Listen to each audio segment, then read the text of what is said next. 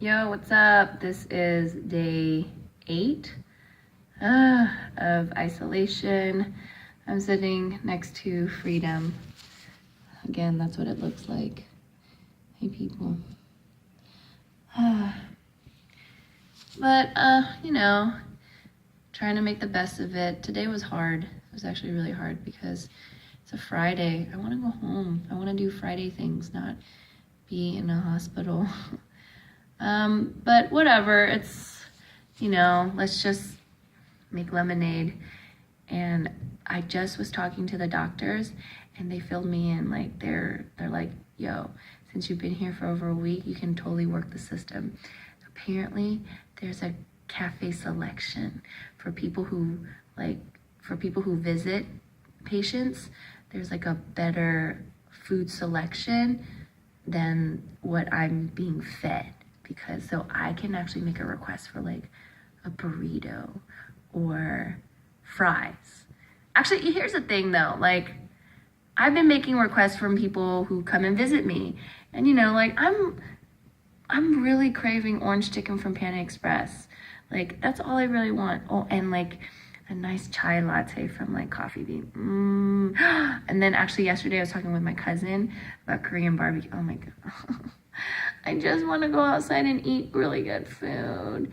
I'm not saying like hospital food is terrible. It's just not good. I'm grateful that I get 3 meals a day because like, look, I'm a broke actor. I'm happy when I have 1 good meal a day. So now I get 3 great meals, well, 3 shitty meals a day. But it's still food, like gotta be grateful for that. But anyways, like there's a secret menu at the hospital and I'm gonna request because today's Friday and Fridays are usually special. Other than the food, I guess I haven't really explained how I got myself in here. How did I, okay, so the symptoms of TB is usually coughing, like a productive cough. So like you cough up blood, or if you're coughing up stuff and that phlegm is like, green or like a discolor. There's also night sweats. There's also weight loss, like severe weight loss. And there's also fever. So I really didn't have any of those symptoms. I just had a cough. And that's why I was easily misdiagnosed as like, oh, you have a postnasal drip, or oh, it's just allergies. And that's why I was carrying on with a cough for like 6 months. But most likely within those 6 months, I had active tuberculosis. It's crazy. But yeah, so basically in March of this year, I had a cold, and that cold developed into a cough, and that cough never left. After about like 2 months, I was like, wow, I still have this cough. Let me go check it out. Went to check it out, and the doctor was like, you look fine. You don't have any symptoms that I would be worried about. Like I didn't have any swollen lymph nodes. I didn't have a fever. My voice sounded fine. So it was just like, okay, well, it's just a postnasal drip, and that will fix itself out. And if you just had a really bad cold, it could take months to fix itself out.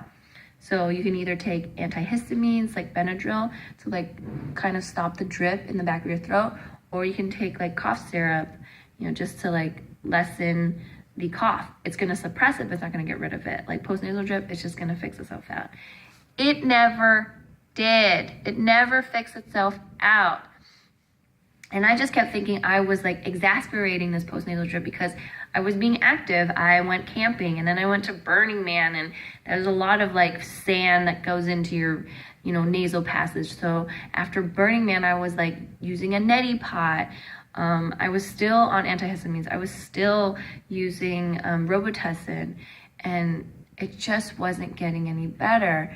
But it was actually getting worse. Like from April until like this fall, my cough was manageable. Like, it was annoying, but it wasn't like keeping me from being active and doing stuff and working. It wasn't like I was bedridden.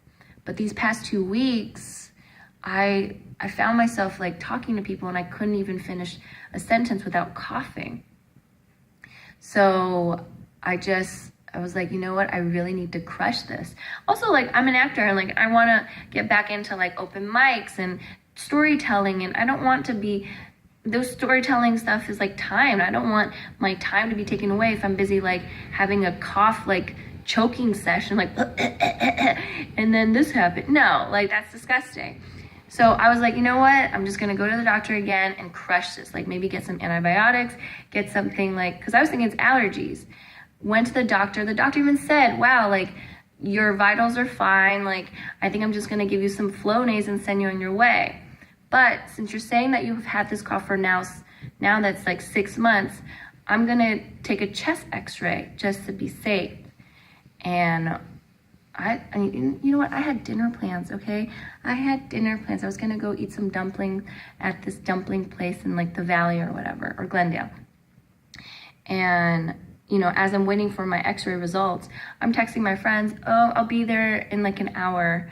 But as soon as like the doc saw my x-rays, she was like, Miss Nguyen, brought me into the room and was like, boom, isolation. She isolated my ass immediately and wanted to call an ambulance to take me to the hospital because my lungs looked bad, right?